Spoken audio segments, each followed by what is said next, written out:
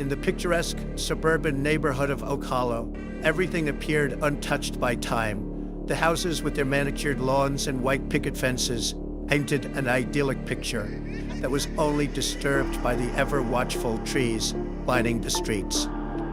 Yet for Richard Collins, returning home after several years felt like stepping into a fog of paranoia.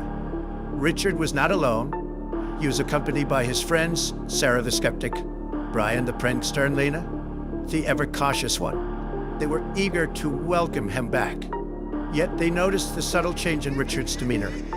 His eyes glazed over, as if he carried secrets too heavy to share.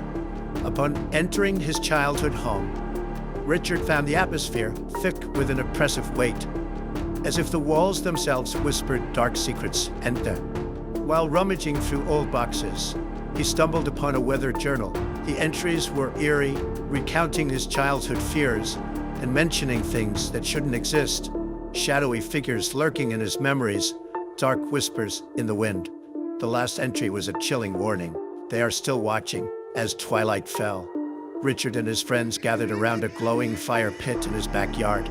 The flickering flames cast long shadows, which seemed to dance menacingly among the trees. Los Angeles felt safe, but Oak Hollow seemed infused with an ominous energy. Just as they began recounting their childhood adventures, Richard received a cryptic phone call. A raspy voice on the other end muttered, "You shouldn't have come back."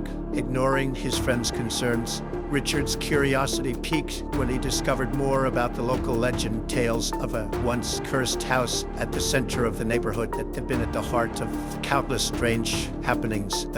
But what intrigued him most was the mention of an abandoned subway station nearby, a place rumored to be a gateway to the supernatural. That night, plagued by nightmares of shadow figures, Richard resolved to investigate the subway station in hopes of uncovering the truth. The following day, he gathered his friends, certain he could rationalize the supernatural tales.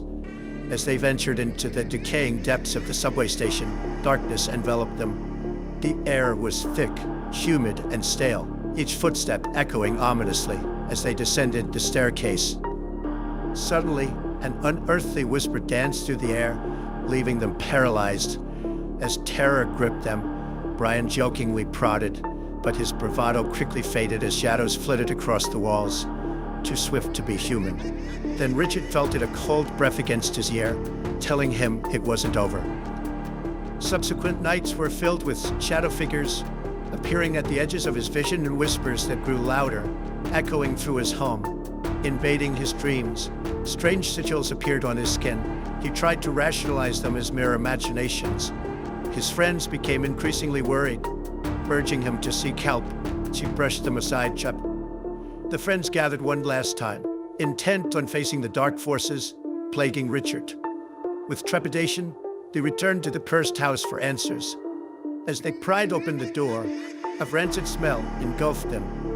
Each room unveiled fragments of Richard's memory, tainted by the terror of the past and deaths. Shadows danced in the corners, whispering his name.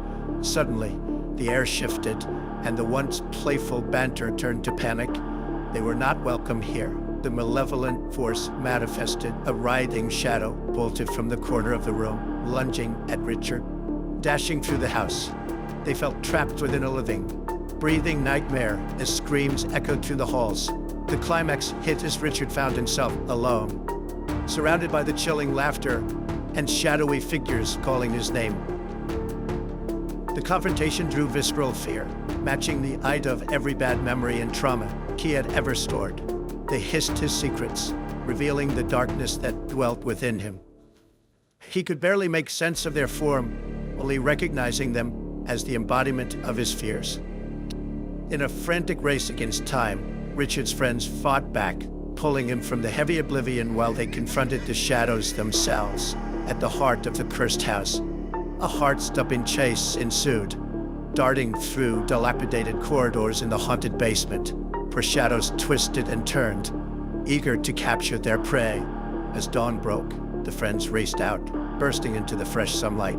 But it wasn't over. Richard felt the relentless whispers lingering in his mind, taunting him of the night's events. He awoke in a white-walled room surrounded by muted voices. It was a mental asylum.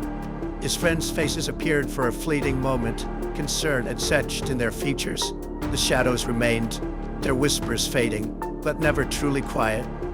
What was real, and what was a product of his fear? Had they truly defeated the malevolence that had clouded his mind? Or was it merely waiting, lurking in the shadows? As the reality of his situation submerged him, Richard knew the battle against the dark would linger on, haunting his every thought and dream. The whispers never faded. They only grew stronger, existing at the edge of perception, reminding him they were always there, watching, waiting.